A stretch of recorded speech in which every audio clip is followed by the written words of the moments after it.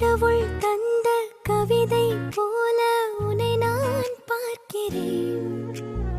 இதற்கும் மேலே என்ன வேண்டும் என நான் கேட்கிறேன்.